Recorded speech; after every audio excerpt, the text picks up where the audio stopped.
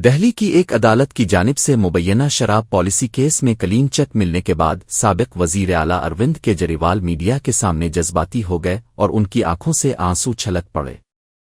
अदालत ने तवील समाअत के बाद अरविंद केजरीवाल और साबिक नायब वजीर आला मनीष सिसोदिया को इस मुकदमे से बरी कर दिया है, जिसके बाद आम आदमी पार्टी के खेमे में खुशी की लहर दौड़ गई।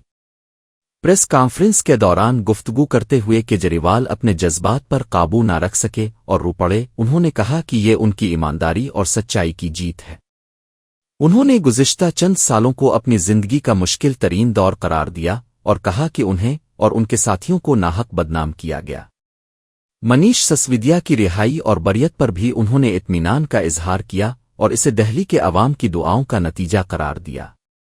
आम आदमी पार्टी के रहनुमाओं का कहना है कि ये फैसला उन लोगों के मुंह पर तमाचा है जो सियासी फायदे के लिए झूठे मुकदमात बनाते हैं।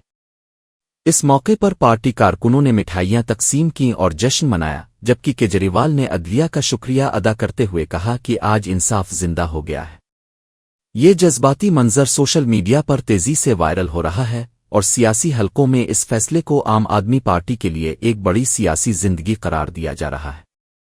अब पार्टी अपनी पूरी कुव्वत के साथ दोबारा अवामी खिदमत के कामों में जुटने का इरादा रखती है। पिछले कुछ सालों से भारतीय जनता पार्टी जिस तरह से शराब घोटाला कर रही थी